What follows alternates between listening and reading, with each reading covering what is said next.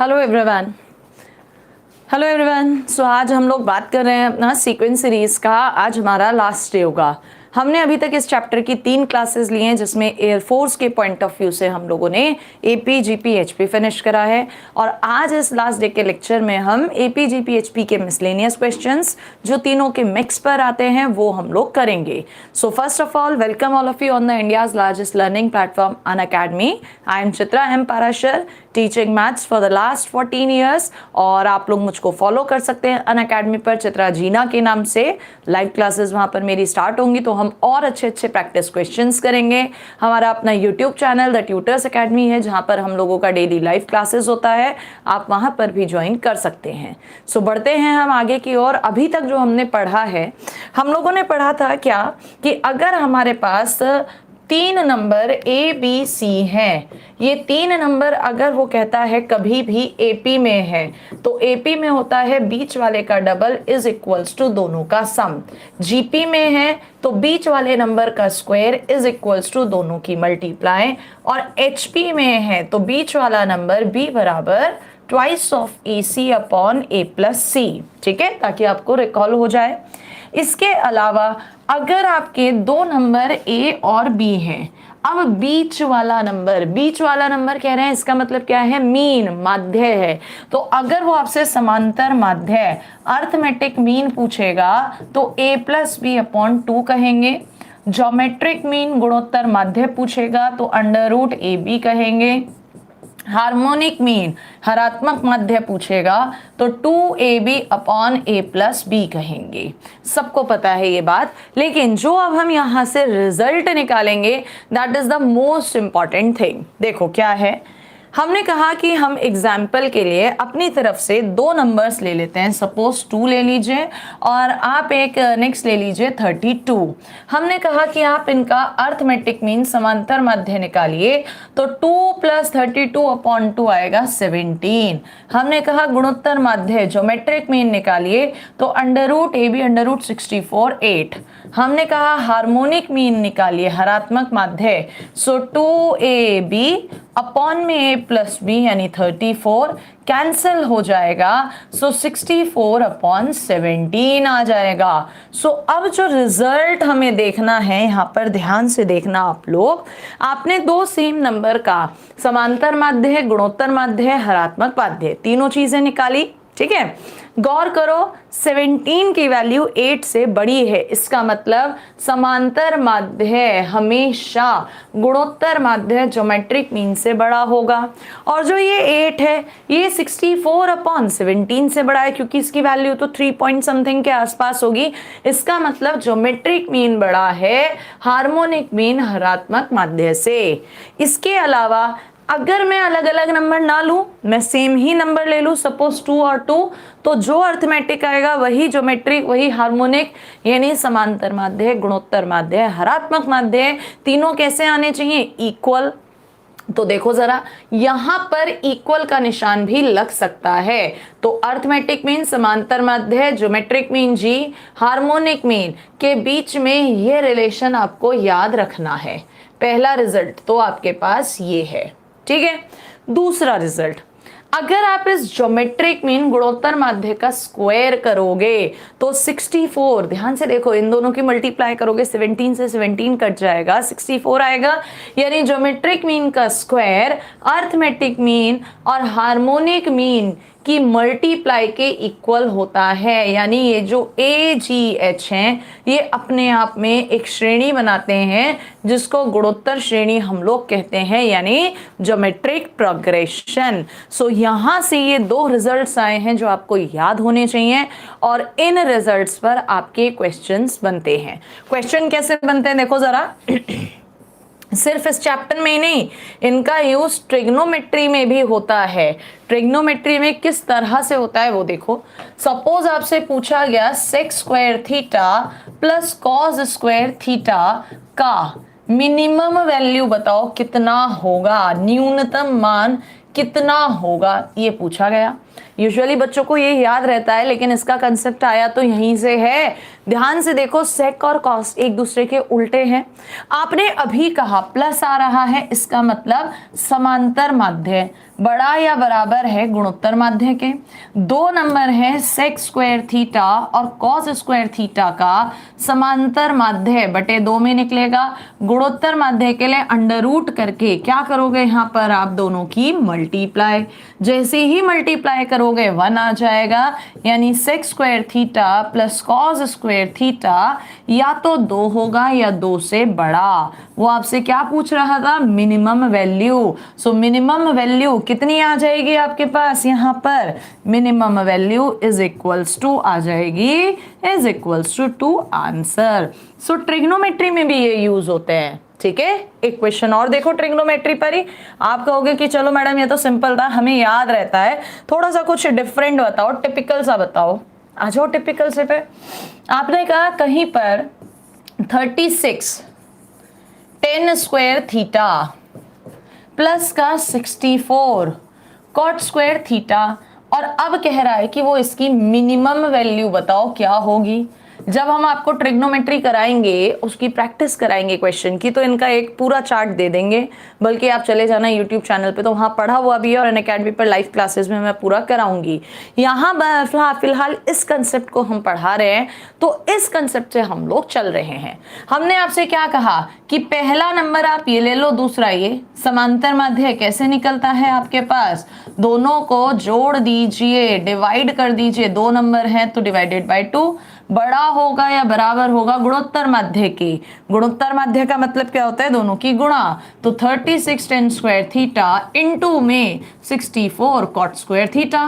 तुमने देखा cot square 10 square cut गए, so 36 10 square theta plus 64 cot square theta बड़ा या बराबर है 6 और 8 कितना 48, और इधर 2 की इंटू हो जाएगी 96। और वो यही तो पूछ रहा था, मिनिमम वैल्यू, न्यूनतम मान किसके इक्वल आ गया, 96 answer. Is that clear.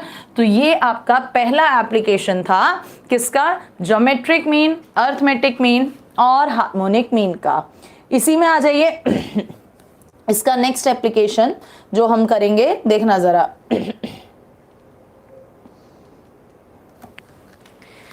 Next application इसमें किस तरह से क्वेश्चंस पर बनता है, ठीक है। नेक्स्ट पे आओ।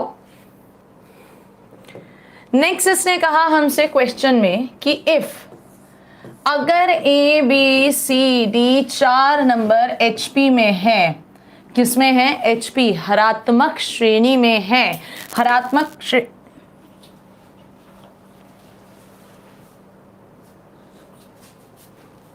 एक मिनट गाइस रुकिएगा।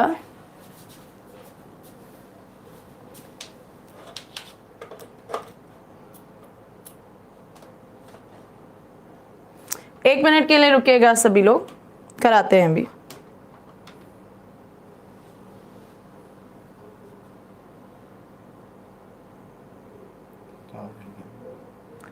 बस 1 मिनट के लिए होल्ड कीजिए, तब तक आप अपने कंसेप्ट को रिवाइज कीजिएगा। नो इश्यू, हो जाता है ऐसा कभी कभी, नो डाउट। अभी बस वो तार थोड़ा सा हिल गया। एक्चुअली लॉकडाउन है तो स्टूडियो तो हम लोग अपना नहीं जा पा रहे हैं। जो हमारा स्टूडियो सेटअप है, घर से ही सारी क्लासेस कंटिन्यू कर रहे हैं, तो घर पे ये प्रॉब्लम रहती है। स्टूडियो में इस तरह का कोई दिक्कत नहीं आता। चलिए क्वेश्चन पर आ जाते हैं हम लोग।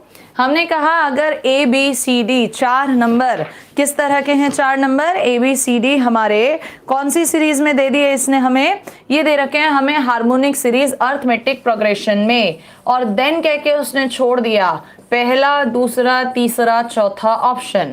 पहले ऑप्शन में उसने हमें दिया कि a प्लस बी बड़ा होगा c प्लस डी से, ये आपको बताना है। दूसरा ऑप्शन होगा a प्लस सी बड़ा होगा b प्लस डी से। और आपका थर्ड ऑप्शन है a plus D is greater than b plus C, या फोर्थ ऑप्शन है नन ऑफ दीज। तो सबसे पहले होना क्या चाहिए एक स्टूडेंट के पॉइंट ऑफ व्यू से, कि कोई भी क्वेश्चन अगर आ रहा है, उस क्वेश्चन को देखते ही दिमाग में थॉट आना चाहिए क्या, कि कैसे करेंगे। अब इस क्वेश्चन में जब इसने हरात्मक श्रेणी दिया, कुछ समझ में ही नहीं आया, क्योंकि यहाँ कुछ पता ही नहीं चल रहा निकालना क्या है।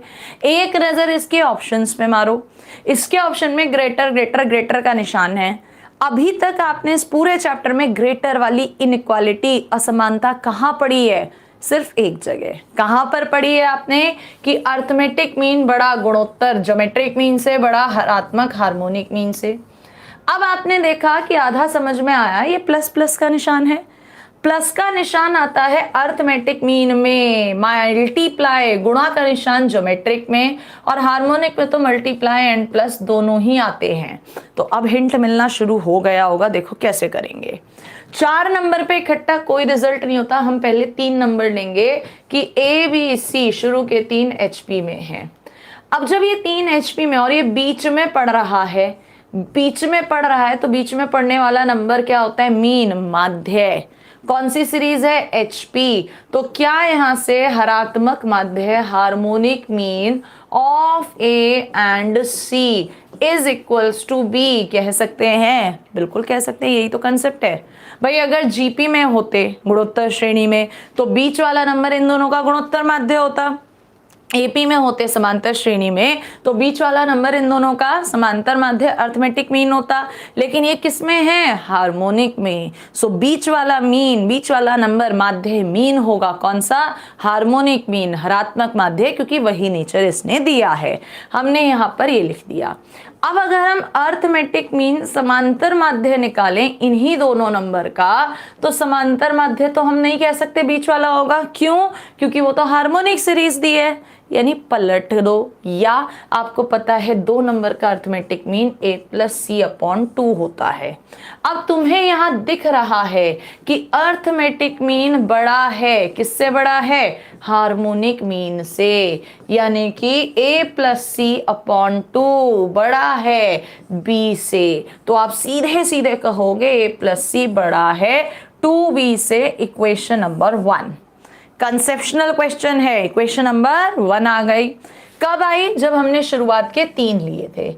अब बाद के 3 भी तो ले सकते हो, तो या तो पूरा सॉल्व करो, नहीं तो बाद के 3 नंबर के लिए मैंने यहां लिख दिया सिमिलरली। इसी तरह से BCD किस में है? HP में है, तो B+D बड़ा होगा 2C से। Equation number 2। और इन दोनों इक्वेशन को अगर तुम प्लस करोगे यहां पर, तो ध्यान से देखना बच्चे लोग, क्या आना चाहिए? लेफ्ट साइड लेफ्ट में जुड़ेगी और राइट साइड राइट में जुड़ेगी। बिल्कुल सही।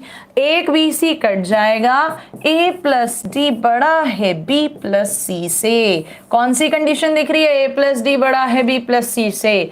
Answer option C। ठीक है, बहुत डिटेल, बहुत बेसिक में तुम्हें समझा रहे हैं और एक अलग लेवल पे जाकर समझा रहे हैं। एयरफोर्स में कंसेप्ट अगर आपके क्लियर हैं तो 20 मिनट में 25 क्वेश्चन कोई बड़ी बात नहीं है। मैं ये नहीं कहती कि आप 25 के 25 कर लोगे, लेकिन 25 में से 18 तक तो होने चाहिए सही, और अटेम्प्ट होने चाहिए आपके 23 तक। 1-2 क्वेश्चन का एवरेज लेके चल रही हूँ जो कहीं ना कहीं दिक्कत करते ही करते हैं। ठीक है, तो ये आंसर है A+D बड़ा है किससे? B+C से। तो फिर तो दिमाग में एक कंसेप्ट और दौड़ाओ कि मैडम ये तो आपने प्लस पे बनाई तो कंडीशन आई, फिर तो हम GP मतलब मल्टीप्लाई पर भी बना सकते हैं। हाँ या ना? बिल्कुल, उस पर भी बन सकता है क्वेश्चन। देखो जरा उस पर कैसे आ जाएगा क्वेश्चन, उस पर भी आएगा क्वेश्चन। देखो जरा कैसे आता है, उसको समझो। इस बार उसने क्वेश्चन दे दिया कि अगर आपके पास ये 4 नंबर ABCD HP में है हरात्मक श्रेणी में, पहली कंडीशन दे दी कि AB बड़ा है CD से, दूसरी कंडीशन AC बड़ा है BD से, तीसरी कंडीशन AD बड़ा है BC से, और चौथी कंडीशन नन ऑफ दिस। कुछ नहीं करना, जो अभी पिछले क्वेश्चन में क्या सेम वो काम करो। क्या? शुरुआत के 3 नंबर ले लो ABC। कौन सी सीरीज है? HP।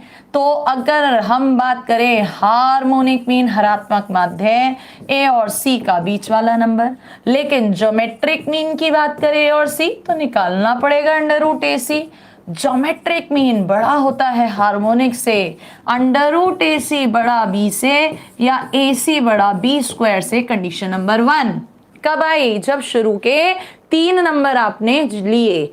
अब क्या करो? बाद के 3 BCD, तो यहां पर भी लिख दो सिमिलरली। क्या करोगे? BCD पहला और आखिरी, बी डी बड़ा है किससे, बीच वाला नंबर सी स्क्वायर। दोनों मल्टीप्लाई पर बेस्ड है, उठा के क्या कर दो मल्टीप्लाई, लेफ्ट की लेफ्ट में राइट की राइट में, ए सी बी डी बड़ा है बी स्क्वायर सी स्क्वायर, एक कट गया तो ए डी बड़ा है बी सी से, ऑप्शन सी। क्या आ जाएगा आंसर, ऑप्शन सी। तो जो आपको कंसेप्ट बता रहे हैं साथ में उसके क्वेश्चन भी करा रहे हैं। I hope so, is that clear. Screenshot लेना चाहते हैं आप ले सकते हैं, ठीक है। चलो अब आते हैं इसी में नेक्स्ट कंसेप्ट।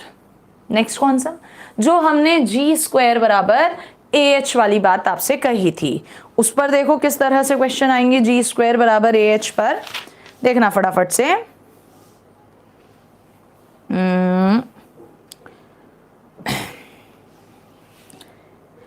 इसने कहा द अरिथमेटिक मीन, दो संख्याओं का समांतर मध्य, क्वेश्चन लिख देते हैं, दो संख्याओं का समांतर मध्य, उनके the arithmetic mean of two numbers, उनके गुणोत्तर मध्य, उनके गुणोत्तर मध्य से 15 बड़ा है, उनके गुणोत्तर मध्य ज्योमेट्रिक मीन से 15 बड़ा है। ये इसने इंफॉर्मेशन हमें दे रखी है। साथ में क्या दिया है, and arithmetic harmonic mean by 27, और गुणोत्तर मध्य से 15 बड़ा है और हरात्मक मध्य से 27 बड़ा है। तो संख्याएं क्या होंगी, तो संख्याएं आपको बतानी है, जिसके इसने मुझे ऑप्शंस भी दे दिए। क्या क्या दिए ऑप्शन, 100, 50, सेकंड इसने मुझे दिया यहाँ पर 120, 30, तीसरा इसने मुझे दिया यहाँ पर ऑप्शन 90, 60, और चौथा इसने मुझे दिया नन ऑफ दीज, इनमें से कोई भी नहीं। करते हैं सॉल्व। भाई वो संख्याएं पूछ रहा है, सबसे पहले मान लो आप, क्या मान लो कि संख्याएं जो हैं आपके पास लेट कर लो ए और बी है। जब वो समांतर मध्य की बात कर रहा है तो ए, हमने क्या कहा, मान लीजिए संख्याएं ए बी है, समांतर माध्य a प्लस बी अपॉन 2, गुणोत्तर माध्य अंडर रूट ए बी से 15 बड़ा है। सॉल्व करोगे तो a plus B minus 2 under root A B is equals to 30, equation number 1। Second, उनके हरात्मक माध्य यानी a प्लस बी अपॉन 2 हरात्मक माध्य 2ab upon a plus B से कितना बड़ा है, 27। अब यहीं से समझ में आ रहा है कि मैडम जी ऐसे तो बहुत टाइम लग जाएगा, क्या करें ऐसे में, कुछ मत करो, ये मेथड मत लगाओ, बकवास है ये मेथड। यहाँ पे अगर पेपर डिस्क्रिप्टिव होता जहां पर स्टेप वाइज मार्किंग होती है, बिल्कुल ये मेथड लगाते। अभी हमारे सामने क्या दे रखे हैं, ऑप्शंस। ऑप्शंस पे जाओ, कैसे जाओ देखो जरा। अगर मैं आपसे कहती हूँ ऑप्शंस पे जाने के लिए कि बेटा जी ये मेथड मत लगाओ, ये दो नंबर का समांतर मध्य 100 प्लस 50 बटे 2 75 आएगा। गुणोत्तर मध्य अंडर रूट 500 अंडर रूट में आएगा तो 15 बड़ा तो हो ही नहीं सकता। इन दोनों नंबर्स का समांतर मध्य 75 आएगा। गुणोत्तर मध्य अंडर रूट 12 3 36 और 2 0 यानी 60 आएगा। तो 75 और 60 का अंतर 15 आ रहा है, पहली बात तो फुलफिल हो गई। हरात्मक मध्य है harmonic mean 2ab upon a plus B 150। यहां कट गया 5 से कट गया 5 दूनी 10 5 चौको 20 2 चौके 8 2 दूनी 4, तो 75 का और ये 48 का डिफरेंस 27 ही तो आ रहा है। That means this is the answer. जब भी ऐसा क्वेश्चन आएगा हमेशा किस पर जाओगे, ऑप्शंस पे जाओगे, ठीक है। तो ये आपका आज का पहला कंसेप्ट। अब बढ़ते हैं हम लोग आज के दूसरे कंसेप्ट पर। देखो जरा हमारा आज का दूसरा कंसेप्ट क्या है, जो रिजल्ट एग्जाम्पल से समझाएंगे। 1 2 3 4 डैश डैश डैश, आपने कहा ये तो समांतर श्रेणी है एपी। बिल्कुल सही बात, ये एपी है। अब ये जो एपी है ने किसी नंबर की पावर में लिख दो, ए की पावर 1, ए की पावर 2, ए की पावर 3, ए की पावर 4। कौन सी सीरीज है ये, जीपी है, हाँ है ना। तो रिजल्ट बन गया यहाँ से आपका, क्या रिजल्ट बना, रिजल्ट ये बना आपके पास कि कभी भी अगर कोई एक श्रेणी दे रखी है जो समांतर श्रेणी है, एपी है, और उसको किसी एक पर्टिकुलर नंबर की पावर में लिखोगे तो हमेशा क्या मिलेगी, एक गुणोत्तर श्रेणी जीपी मिलेगी। इस पर क्वेश्चन किस तरह से बनता है आप लोगों का, देखिएगा क्वेश्चन क्या है। क्वेश्चन बहुत ही सेट क्वेश्चन है जो कि आपका बनता है कि if y is equals to a to the power x, अगर y बराबर a की पावर x है, जहां पर a प्लस का नंबर है, कैसा नंबर है आपका, प्लस का नंबर है, और 1 नहीं है, यानी माइनस वगैरह कुछ, प्लस का नंबर है और 1 के इक्वल नहीं है, ठीक है। If so and so, and साथ में उसने दिया x1 x2 dash dash dash xn is an AP, एक समांतर श्रेणी है, तो आपसे पूछ रहा है कि then y1 y2 dash dash dash yn, बताओ कौन सी सीरीज होगा, ep होगा, gp होगा, hp होगा, या नन ऑफ दीज। तो इसमें कोई टाइम थोड़ी वेस्ट करोगे, सीधे सीधे देखो पावर में आ रहा है, एपी दिए, यही तो कंसेप्ट बताया है। क्या हो जाएगा आंसर आपका, गुणोत्तर श्रेणी यानी कि जीपी। सो इसको भी आप कहीं नोट कर सकते हैं, स्क्रीनशॉट लेना चाहते हैं स्क्रीनशॉट ले सकते हैं, ठीक है। बढ़ते हैं अब हम लोग आज के थर्ड कंसेप्ट पर। देखो जरा थर्ड कंसेप्ट, हमने कहा ए बी और सी ये 3 नंबर जीपी में है गुणोत्तर श्रेणी में, तो आप बोलोगे बी स्क्वायर बराबर ए सी, ठीक है। हमने कहा इनमें लॉग ले लो दोनों तरफ, लॉग बी स्क्वायर बराबर लॉग ए सी, या लॉग की प्रॉपर्टी तुम लोग पढ़ते हो तो 2 log b is equals to log A plus का लॉग सी। ध्यान से देखो, बीच वाले नंबर का डबल दोनों का सम हो रहा है, हाँ या ना।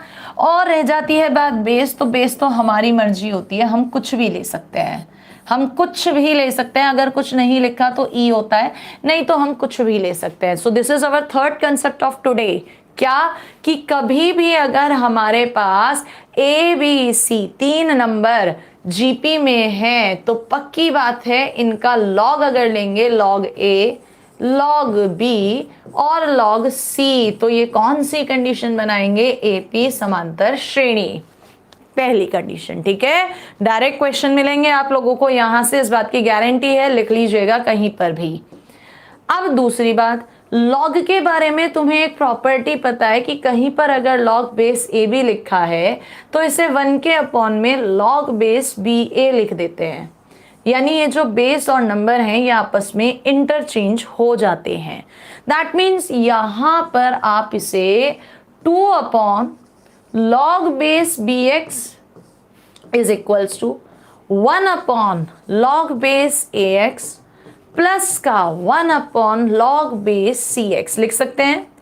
1 के अपॉन में आते ही, अभी तक क्या थी एपी, अब क्या बन जाएगी एचपी, क्योंकि एपी का उल्टा ही एचपी होता है।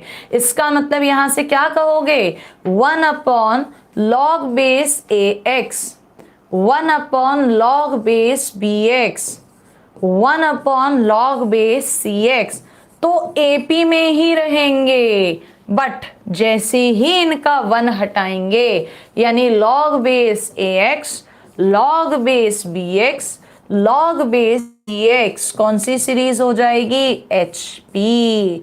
यस और नो। सो ये हमारा आज का फोर्थ कंसेप्ट। अब अगर मैं इसको कंबाइंड करके ऊपर ही लिख दूं यहां पर, तो रिजल्ट क्या बना देखना जरा।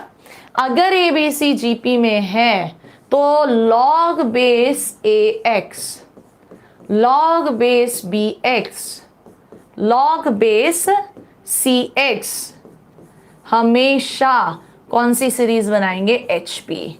और इस पूरे कंसेप्ट को मैं आपका कर देती हूं हाईलाइट, ये लीजिए, ये आपको याद रखना है, ये अगर आप चाहते हो एग्जाम में आपका समय बचे। क्या ABC जब भी गुणोत्तर श्रेणी बनाएंगे, GP 3 नंबर 3 संख्याएं कभी भी गुणोत्तर श्रेणी GP में है तो उनके लॉग क्या बनाएंगे, हमेशा समांतर श्रेणी AP। लेकिन अगर वही नंबर बेस में चले जाएंगे तो देखो जरा क्या बनाएंगे, HP हार्मोनिक प्रोग्रेशन, हरात्मक श्रेणी। डायरेक्ट क्वेश्चंस आते हैं इस पर। फॉर एग्जाम्पल के लिए आपके पास एग्जाम में क्वेश्चन आ गया, किस तरह का क्वेश्चन आया देखना जरा। आपके पास एग्जाम में क्वेश्चन आ जाता है एक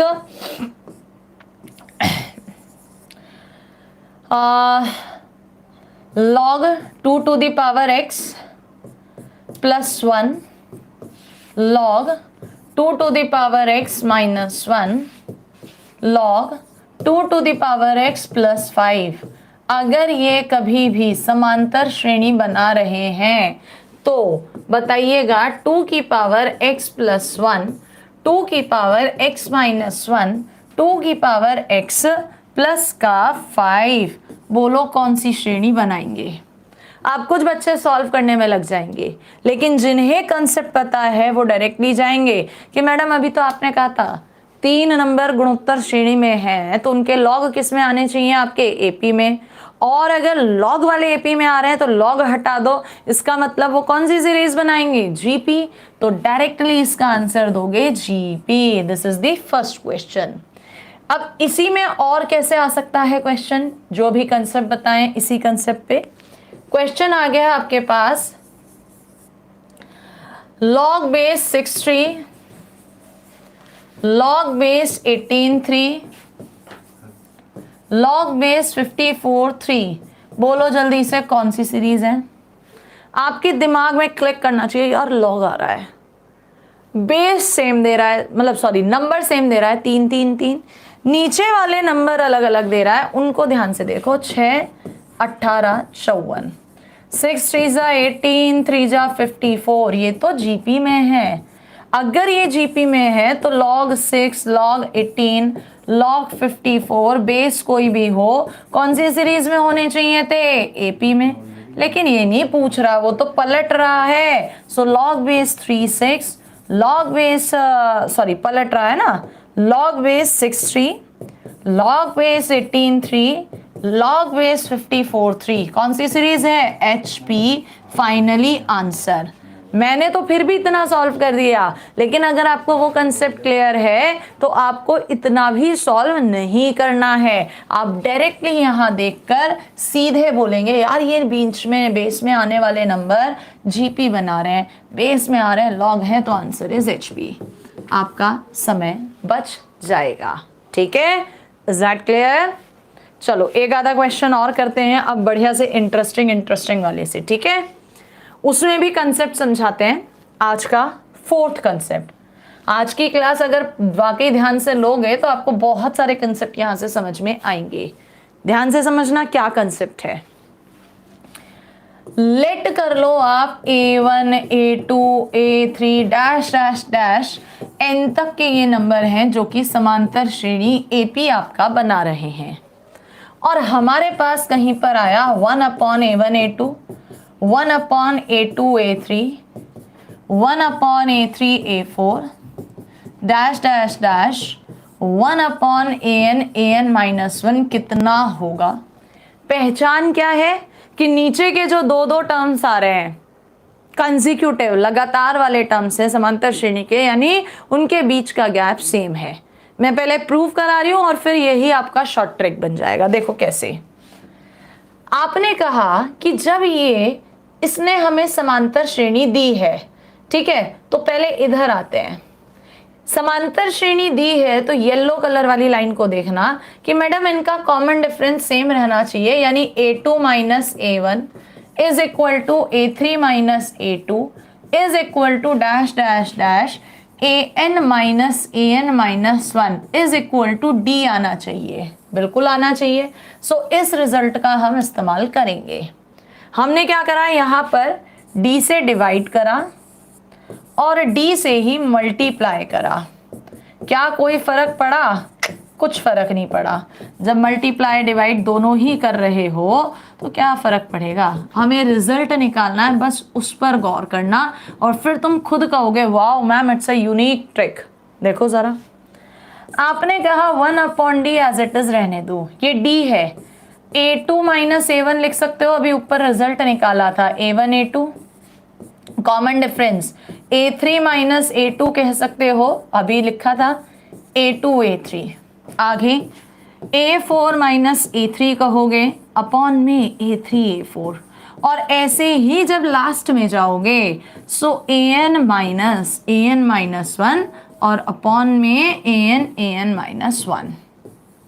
आ जाओ और आगे बढ़ो, चलो क्या डिवाइड कर दो अलग अलग, तो कितना 1/a1 माइनस 1/a2, ऐसे ही 1/a2 माइनस 1/a3, और आगे लिखोगे 1/a3 माइनस 1/a4, करते करते लास्ट में पहुंचे सो 1/an माइनस 1 माइनस 1/an, और अब तुम्हारा शॉर्ट ट्रिक बनने को तैयार है।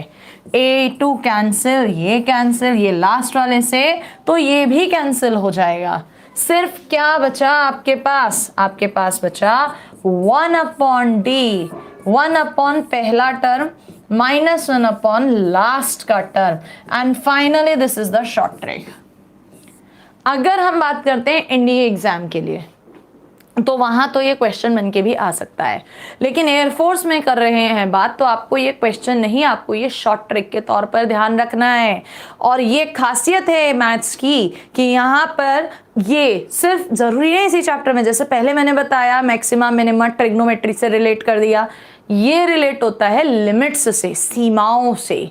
कैसे रिलेट होता है, लेट्स हैव अ लुक। आपके पास क्वेश्चन आया, कहीं पर क्वेश्चन आया, पहले सिंपल क्वेश्चन देखना, ठीक है। 1/1 into 3 plus 1/3 into 5 plus 1/5 into 7 plus dash dash dash infinite, इसकी वैल्यू बताओ। अब ध्यान से तुमने अभी पीछे ट्रिक करी है, कितने का गैप है, 2 2 2, यानी ये तो एपी बना रहे हैं। लास्ट में अभी तुमने जो शॉर्ट ट्रिक करी थी उसमें क्या आ रहा था, देखो जरा, 1/d, d मतलब कितने का अंतर है, 2 का अंतर है, ब्रैकेट में 1/a1 पहला टर्म 1 है, माइनस 1 लास्ट टर्म इनफाइनाइट तक है, तो लास्ट टर्म इनफाइनाइट होगी ना, 1/∞ 0, 1/2 और 1 की मल्टीप्लाई 1/2, आंसर है। सिंपल, बस मेन है कि वो कंसेप्ट आपको समझ में आया या नहीं, ठीक है। अब हम कह रहे थे कि ये लिमिट्स में भी आ जाते हैं क्वेश्चन कई बार, देखो जरा लिमिट्स में किस तरह से बनते हैं क्वेश्चन। आपके पास लिमिट्स वाले चैप्टर में एक क्वेश्चन आ गया, suppose limit n tends to infinite 1/4 into 7, 1/7 into 10, 1/10 into 13 up to dash dash 1/, इसने कुछ नंबर दे दिया, या हो सकता है इसने एज इट इज छोड़ दिया। कुछ मत करो यार, limit n tends to infinite है, इनफाइनाइट का मतलब इनफाइनाइट टर्म्स हैं, तो यही तो वैरायटी दे दी ऊपर। क्या करना है, गैप, कितने का गैप है, 3 का, क्या है आंसर, 1/, कितने का गैप है, 3 का, 1/ पहला term 4 minus 1/ last term infinite, जो कि 0 हो जाएगा, तो आंसर इज 1/12।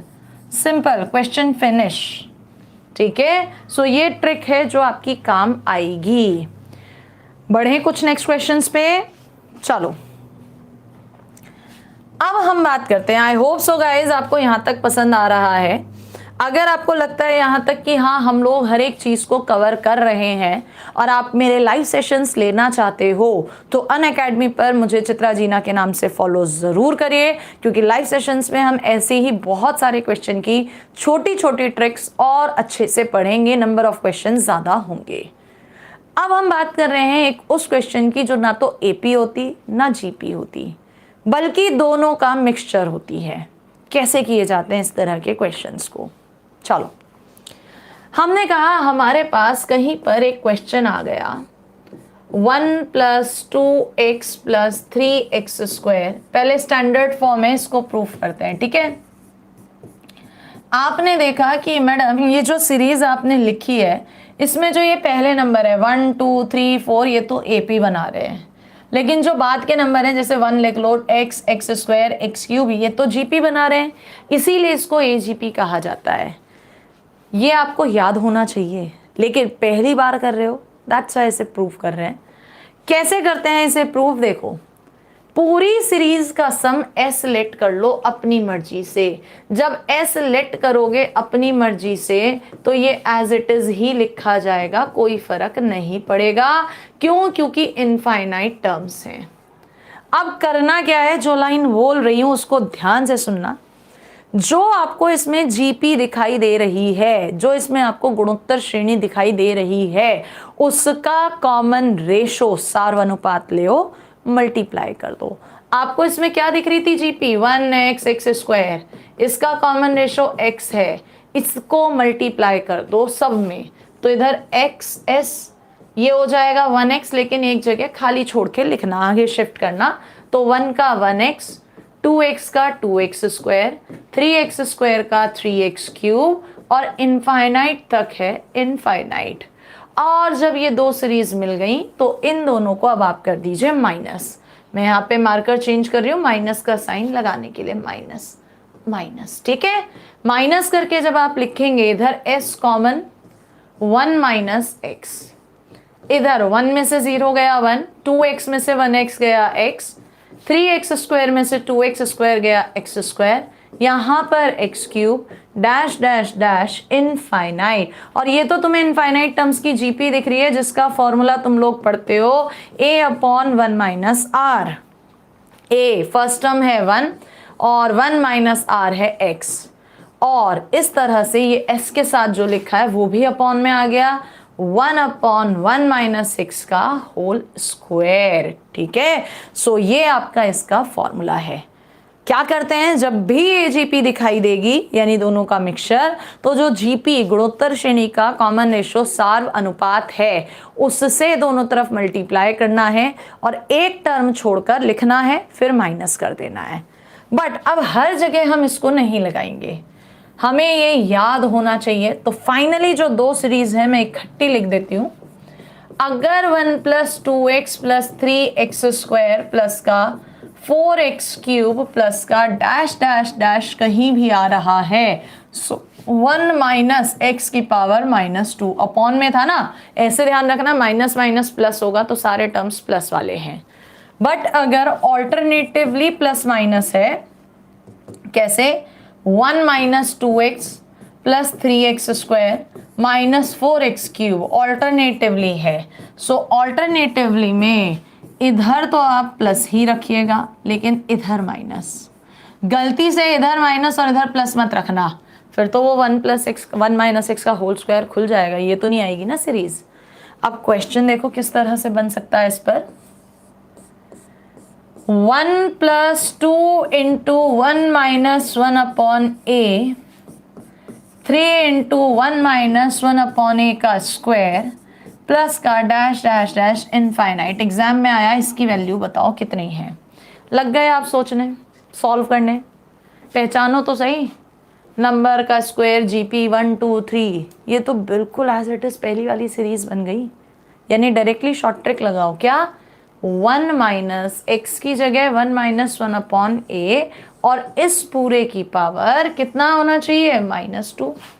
जैसे ही खोलोगे 1 से 1 cancel, minus minus plus, 1 upon a की पावर -2, 1 की पावर कुछ भी हो 1, ए की पावर -2 ऊपर आ जाएगा। So answer is a square.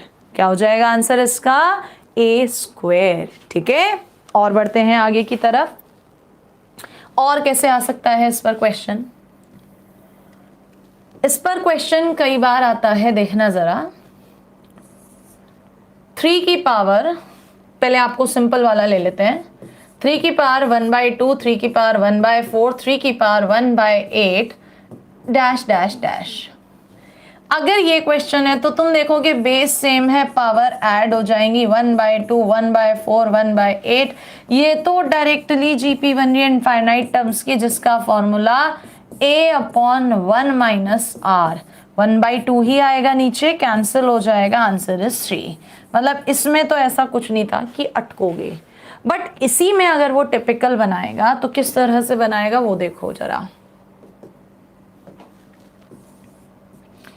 उसने कहा 3 की पावर 1/4, 9 की पावर 1/8, 27 की पावर 1/16 और 81 की पावर 1/32 डैश डैश डैश। अब है ये मजेदार क्वेश्चन। पहले वाले में डायरेक्टली जीपी बन रही थी, यहां डायरेक्टली जीपी नहीं बन रही है, यहां थोड़ा सा दिमाग लड़ाओगे। देखो जरा, आपने कहा 3 की पावर, इसे 1/2 का होल स्क्वायर लिख सकते हैं, लिख लो जी। 9 को 3 का स्क्वायर लिख सकते हो, लिखो। पावर की पावर मल्टीप्लाई, ये 1/2 का क्यूब हो जाएगा, एक स्टेप में कर दिया। 27 को 3 का क्यूब और 1/16 1/2 की पावर 4, ये 3 की पावर 4 और ये 1/2 की power 5 dash dash dash infinite.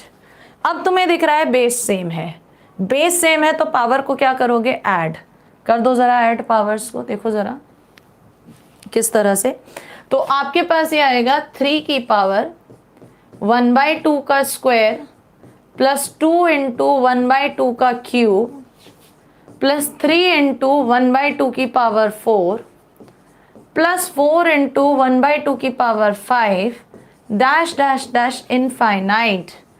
ध्यान से देखो, पावर पावर जीपी और 1 2 3 एपी।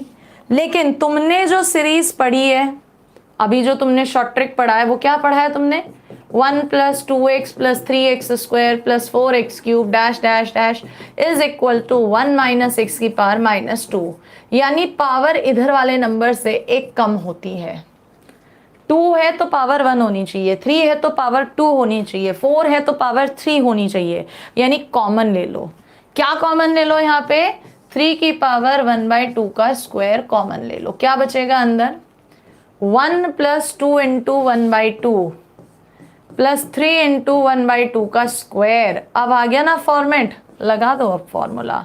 सो 3 की पावर 1/2 का स्क्वायर 1/4 और इधर 1 - x की पावर -2। सॉल्व करना बनता है बस, और कुछ नहीं। सो 3 की पावर 1/4 इंटू कितना बचेगा, 1/2 की पावर -2, 4 से 4 कैंसिल, आंसर इज 3। कितना है आंसर आपके पास बचे, 3। चेक करो यही आ रहा है या नहीं। मतलब सिंपल सा क्वेश्चन है, लेकिन उन बच्चों के लिए जिन्हें ट्रिक याद है। अगर इसे मैं थोड़ा सा स्मॉल करती हूँ तो पूरा आपको दिख रहा होगा। आप चाहो नोट कर लीजिए, लगता है स्क्रीनशॉट ले लीजिए, ठीक है। तो ये तो थे हमारे क्या, स्टैंडर्ड केसेस। अब ये एजीपी कब थी, जब इसके इनफाइनाइट टर्म्स थे। लेकिन अगर फाइनाइट टर्म्स आ जाएं n तक तो कैसे करेंगे, उसको भी देखो जरा, वो भी करते हैं क्वेश्चन अभी।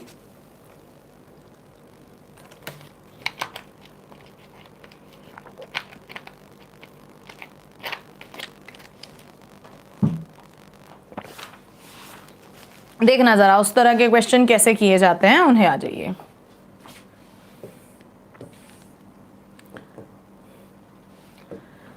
सपोज आपके पास एक सीरीज उसने दी आपको, किस तरह की दी, 3 7 3 7 13 21 31 43 डैश डैश डैश। ये कोई सीरीज उसने आपको दी। हो सकता है इस सीरीज के अंदर वो आपसे कहे 15th टर्म बताओ, 20th टर्म बताओ, nth टर्म बताओ, या हो सकता है इसके अंदर वो कहे आपसे सम ऑफ n टर्म्स। तो उसकी मर्जी है क्वेश्चन न एग्जामिनर क्या पूछना चाह रहा है। हमको पहचानना है सबसे पहले कि ये सीरीज है कौन सी। हमने देखा कि मल्टीप्लाई तो हो नहीं रही, यहां पर देखा 4 का गैप, 6 का गैप, 8 का गैप, 10 का गैप, 12 का गैप। यानी ये जो गैप है वो एक सीरीज बना रहा है, कौन सी, एपी, लेकिन सीरीज नहीं बना रहा। सो तुम्हारा जो डिस्क्रिप्टिव मेथड है पहले उसे समझो। क्या कहा था, पूरी सीरीज का सम s लेट कर लो। तो s बराबर 3 + 7 + 13 प्लस का 21 प्लस का 31 dash dash dash is last nth term मान लेना। क्यों? क्योंकि ये इनफाइनाइट तक नहीं है, nth टर्म ही फाइंड करना है। ठीक है, कितने टर्म्स हैं यहाँ पर? n terms. अब बात आती है कि हमने आपसे कहा था कि जब भी आपको AGP मिले कॉमन रेशो से मल्टीप्लाई करो। यहाँ तो GP दिख ही नहीं रही। ऐसी सिचुएशन में क्या करते हैं? ऐसी सिचुएशन में कॉमन रेशो 1 मानते हैं।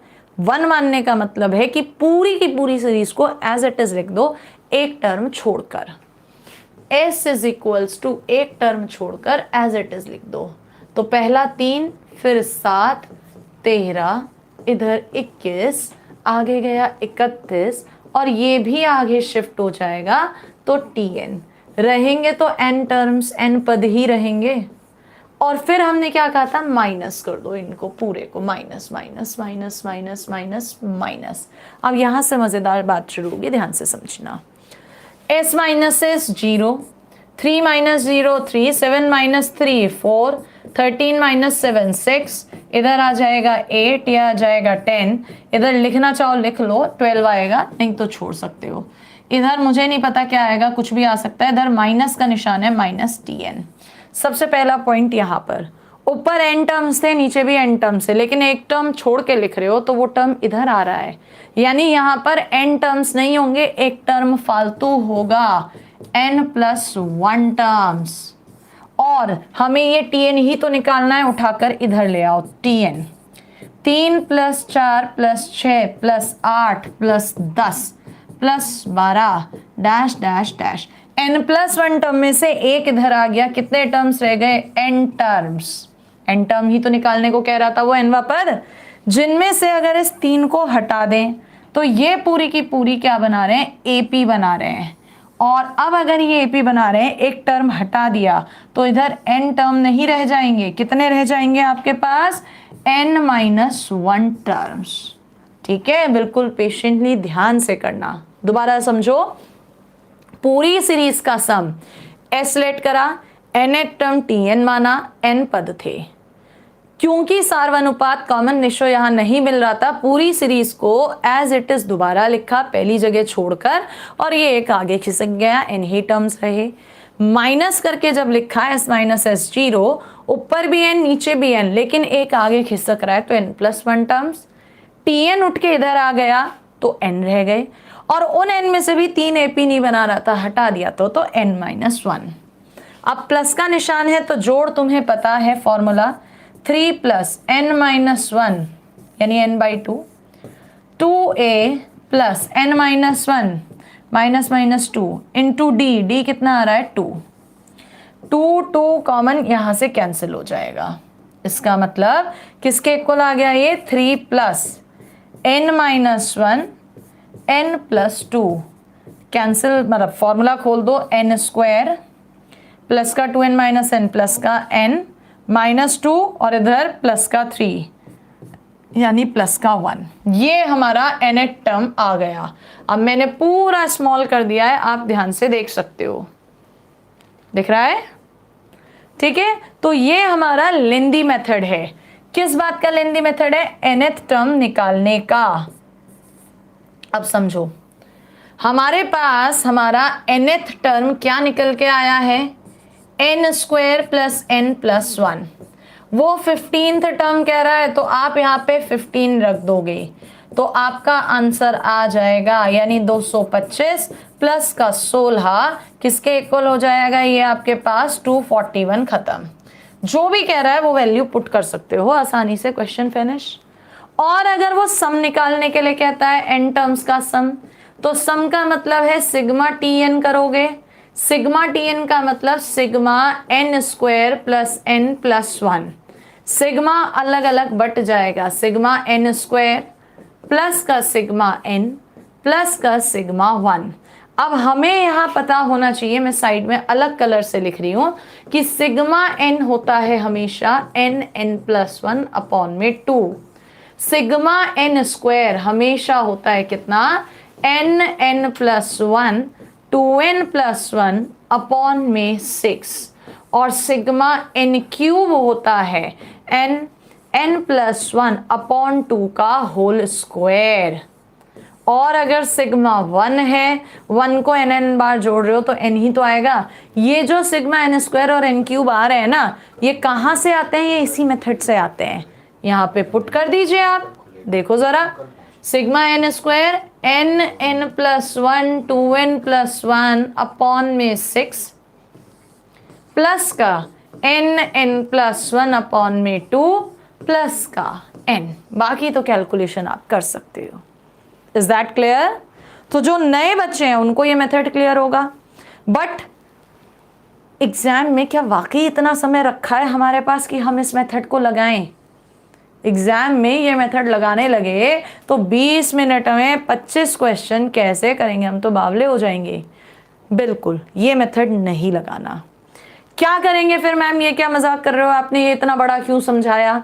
वो इसलिए समझाया, कुछ बच्चे जो स्मार्ट नहीं लगा पाते मेथड, वो फिर इस मेथड से जाएं अगर उनके पास समय बच रहा है। अब स्मार्टली करना क्या है? 99% क्वेश्चंस एग्जाम में कभी भी एजीपी के मिक्स्ड आ रहे हैं तो लिख लेना कि वो रीजनिंग बेस्ड होते हैं। रीजनिंग अपनी पावर इस्तेमाल करो, तार्किक क्षमता जिसे आप लोग कहते हो, और आपका nth टर्म डायरेक्ट आ जाएगा। जैसे ये क्वेश्चन था, ध्यान से देखना। यहाँ पे क्या देखना ध्यान से कि मैम हमने देखा ये बना रहे हैं सीरीज, हम nth टर्म के लिए इतना लंबा, कुछ और सोचें। मैंने कहा सोचो, लॉजिकल पावर लगाओ, रीजनिंग पावर लगाओ। तो आपने कहा कि हमें मैडम ये दिख रहा है, ये जो है ना, ये 25 - 4 है, ये 36 - 5 है, ये 49 - 6 है, और ये मुझे दिख रहा है 16 - 3 है, ये मुझे दिख रहा है 9 - 2 है, ये 4 - 1। तो मैडम ये तो एक पैटर्न सा बन के आ रहा है। हाँ आ रहा है भाई। ये क्या है? 2 का स्क्वायर -1, 3 का स्क्वायर -1, 4 स्क्वायर -3, ओ सॉरी 2, 5 स्क्वायर -4, 6 स्क्वायर -5, 7 स्क्वायर -6। तो मैडम ये nth टर्म के लिए इतना लंबा क्यों करें? हम डायरेक्ट ना लिख दें? लिख दो भैया अगर समझ में आ गया। क्या समझ में आया? देखो जरा, पहला टर्म था तो एक एक्स्ट्रा का स्क्वायर -1, दूसरा टर्म था तो एक एक्स्ट्रा का स्क्वायर -1, तीसरा टर्म है एक एक्स्ट्रा का स्क्वायर -1, nth टर्म है तो एक एक्स्ट्रा n+1 का whole square -1।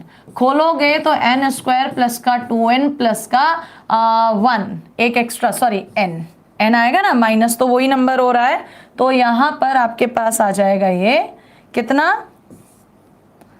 n square plus का n प्लस का 1। और देखो तुमने जो लॉन्ग मेथड लगाया था, ये जो इतना लंबा मेथड लगाया था, वहां से भी तो यही टर्म निकाल रहे थे, n square plus n plus 1, that is. तो क्यों लंबे पर जाएं? लेकिन एग्जाम में अपनी रीजनिंग पावर तुम्हें इस्तेमाल करनी होगी, ठीक है? क्या कि 100% कुछ ना कुछ वो पैटर्न, कुछ ना कुछ वो सीरीज बनेगी, बशर्ते कि आप उसे पहचान पाओ। फॉर एग्जाम्पल क्वेश्चन देखो जरा, चलो और देखो क्वेश्चन प्रैक्टिस के लिए। देखिएगा क्वेश्चन, आपके पास बड़ा एक कॉमन सा क्वेश्चन है, यूजुअली हर बुक में है। 1/2 प्लस 3/4 7/8 प्लस 15/16 प्लस का dash dash dash n terms तक, और इसकी वैल्यू पूछता है। अब या तो भैया वही लंबा मेथड करो, नहीं तो हमने क्या कहा, तुम देखो क्या कॉमन चल रहा है, रीजनिंग पावर लगाओ अपनी। देखो जरा ध्यान से, ऊपर जो है नीचे वाले से एक कम आ रहा है नंबर, हर एक में ऊपर वाला नंबर नीचे से एक कम है। क्या पहले वाले को 1 - 1/2 लिख सकते हो, दूसरे वाले को 1 - 1/4, तीसरे वाले को 1 - 1/8, लास्ट वाले को 1 - 1/16, और कहां तक है ये n टर्म्स तक। बस क्वेश्चन फिनिश हो गया, खत्म। कैसे?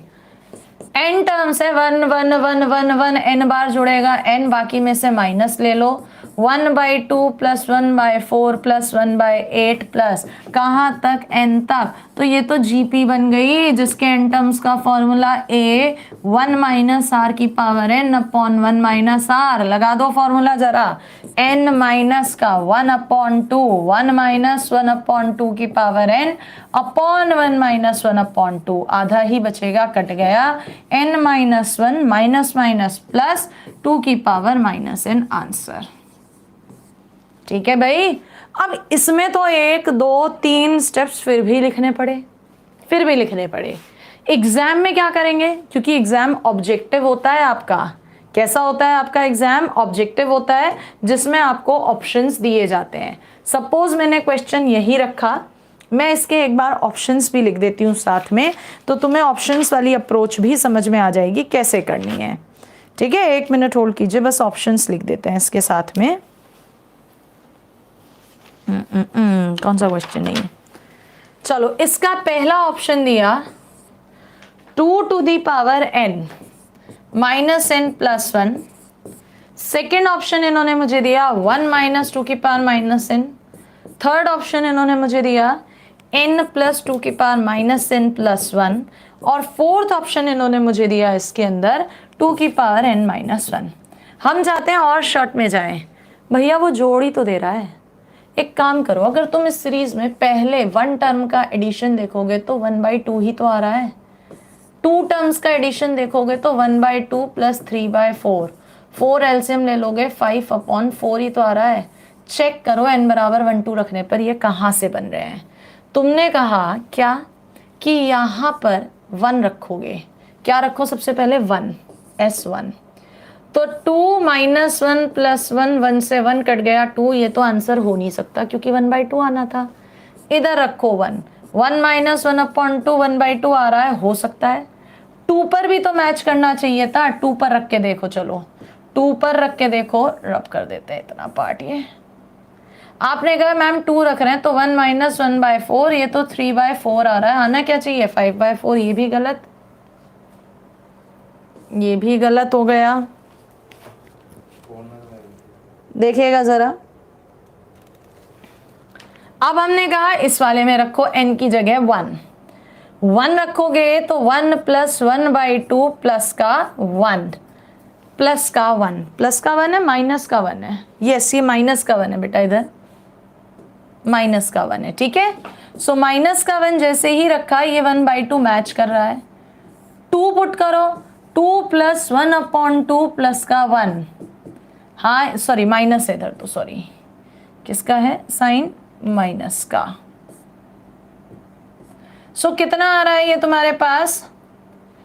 2 दूनी 4 और 1, बल्कि 2 रख रहे हो तो नीचे होगा 4 2 ज़ा 8 प्लस 1 कितना हो जाएगा? या 1 छोड़ दो तो कितना आ जाएगा? 5/4। ठीक है, यही तो आ रहा था।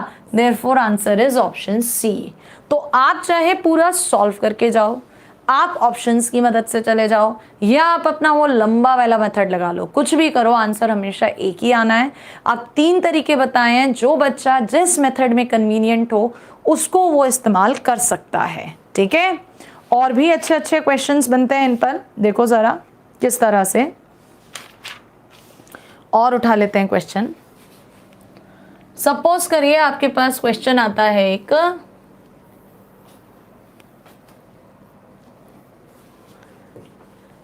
किस तरह का क्वेश्चन आता है?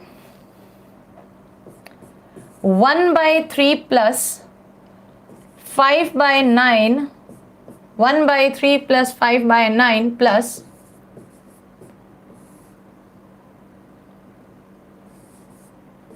19/27 डैश डैश n टर्म्स तक ये पूछ रहा है। अब या तो लंबा मेथड लगाओ, नहीं तो सीरीज को पहचानने की कोशिश करो। 3 3 ज़ा 9, 3 ज़ा 27 आ रहा है। ऊपर वाला नंबर 3 से 1 कम 2 छोटा, इधर 4 छोटा, इधर 8 छोटा, यानी जीपी बना रहे हैं। तो आपने कहा 1/3 को 1 माइनस 2/3 लिख सकते हैं, इसको 1 माइनस 4/9 लिख सकते हैं, इसको 1 माइनस 8/27 और काम खत्म हमारा। क्यों? क्योंकि n टर्म्स तक है तो 1 1 1 n तक जुड़ रहे हैं। n माइनस कॉमन ले लो, 2/3 प्लस 2/3 का स्क्वायर प्लस 2/3 का क्यूब, और ये क्या बन गई? जीपी, n टर्म्स की, जिसका सम हमें पता है। a क्या होता है सम? a 1 माइनस r की पावर n अपॉन में 1 माइनस r। सो 1 में से 2/3 गया, 1/3 बचा, 3 से 3 कैंसिल, सिंप्लीफाई कर दो, n minus 2 minus minus plus हो जाएगा, 2 × 2/3 की पावर n, या थोड़ा सा इसे मैनेज करना चाहते हो तो पावर ऐड हो जाती हैं, तो आप इसको ऐसे भी लिख सकते हो, कैसे 2 की पावर n+1 इंटू 3 की पावर -n आंसर। वो तो मर्जी उसकी है ना, वो एग्जाम में क्या देना चाह रहा है। तो आपका AGP भी हो गया। अब इसमें आता है अगर हमें कुछ मिसलेनियस क्वेश्चन आ जाए, AP, GP, HP तीनों के मिक्स्ड भी आ जाते हैं तो भी कोई बड़ी बात नहीं है, तीनों की कंडीशंस पता है, हम लोग अप्लाई कर सकते हैं। तो इस तरह से ये मेरा सीक्वेंस सीरीज का आज का लास्ट लेक्चर था एंड इसके बाद हम लोग अगला चैप्टर स्टार्ट करेंगे जो कि हमारा है बाइनोमियल थ्योरम। तो अगर आप लोगों को मेरा ये सेशन अच्छा लगा हो, आप लोग वीडियो को लाइक कर लीजिएगा। लाइक करने के अलावा अनअकैडमी पर आप मुझे फॉलो करने के लिए चित्रा जीना डालिएगा। लाइव क्लासेस में और अच्छे क्वेश्चन इस तरह के करेंगे। बाकी जो बच्चे मुझसे रेगुलर पढ़ते हैं उन्हें पता ही होगा मेरा पढ़ाने का तरीका किस तरह का क्या है। एंड अगर आप चाहते हैं NDA एग्जाम के लिए GAT की प्रिपरेशन हो जाए तो हमारा अनअकैडमी वॉरियर्स, जिस पर आप अभी ये वीडियो देख रहे हैं, वहाँ पर एक प्लेलिस्ट अलग पड़ी हुई है चित्रा पराशर एंड मयंक पराशर की। हम लोग लास्ट 14 ईयर्स से मेरठ में अपना इंस्टीट्यूशन रन कर रहे हैं जहाँ पर हम NDA में वेस्टर्न यूपी के सबसे ज़्यादा रिजल्ट्स दे रहे हैं। तो आप वहाँ सर को फॉलो कर सकते हैं, मयंक पराशर। तो आज के लिए इतना ही रखते हैं एंड मिलेंगे आपसे नेक्स्ट सेशन में नए चैप्टर के साथ। कोई डाउट अगर किसी को भी है तो वो कमेंट्स में लिखकर ज़रूर पूछ ले। टिल देन बाय बाय, जय हिंद।